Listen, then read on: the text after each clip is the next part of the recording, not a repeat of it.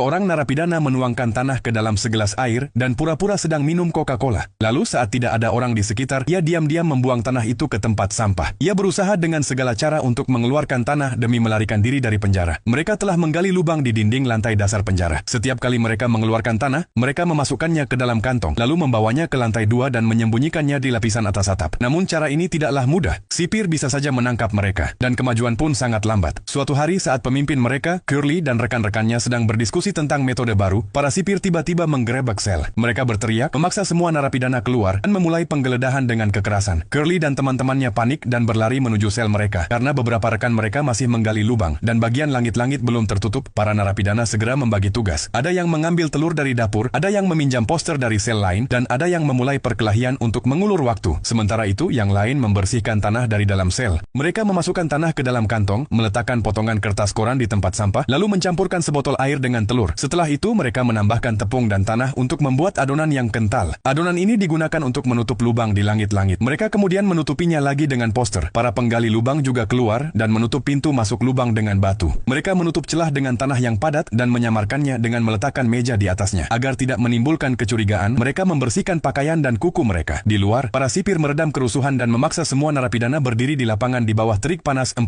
derajat Celcius. Mereka disuruh melepas pakaian dan meletakkan tangan di atas kepala. Namun, tidak tampak rasa kalah di mata para narapidana. Mereka mulai menyanyikan lagu kebangsaan. Ini bukan narapidana biasa, melainkan tahanan politik yang sangat cerdas. Setelah kejadian itu, mereka menjadi lebih berhati-hati. Namun, dalam upaya melarikan diri di malam hari, bahaya tetap mengintai. Suatu hari, seorang narapidana berjanggut mencoba membawa tanah ke lantai 2, tetapi secara tidak sengaja bertabrakan dengan seorang sipir. Untungnya, ia telah menutupi tanah itu dengan pakaian. Jika tidak, ia pasti sudah tertangkap. Untuk mengurangi risiko, mereka menghubungkan sel atas dan bawah, sehingga tanah dipindahkan dari bawah ke atas terlebih dahulu, baru kemudian ke lapisan atap. Cara ini mempercepat pemindahan tanah, tetapi proses penggalian tetap lambat. Dalam 2 bulan, mereka hanya berhasil menggali 2 meter. Dengan kecepatan seperti itu, butuh waktu bertahun-tahun. Karena itu, mereka merekrut lebih banyak narapidana terpercaya ke dalam tim. Dengan tim yang lebih besar, penggalian meningkat dari 1 menjadi 4 giliran. Setiap giliran berlangsung 3 jam, total 12 jam per hari. Ratusan kilogram tanah dikeluarkan setiap hari. Namun, untuk menghindari kecurigaan, mereka tidak menunjukkan rasa lelah. Mereka tetap berolahraga dan berpartisipasi dalam kegiatan sosial. Suatu hari ketika lubang sudah semakin dalam, seorang rekan pingsan di dalam terowongan. Tim segera menariknya keluar dan menyelamatkannya. Mereka pun sadar bahwa semakin dalam lubang, kadar oksigen semakin berkurang. Dalam pertemuan, seorang narapidana berjanggut pendek berhasil mengatur agar kantong plastik dan motor kecil dibawa dari bengkel. Dengan syarat ia juga akan dibantu melarikan diri. Mereka memasang kipas pada motor itu dan menggunakan pipa plastik untuk memompa oksigen ke dalam lubang. Mereka juga memasang kabel dan lampu untuk penerangan. Setelah 500 hari kerja keras, akhirnya terowongan itu tembus keluar penjara.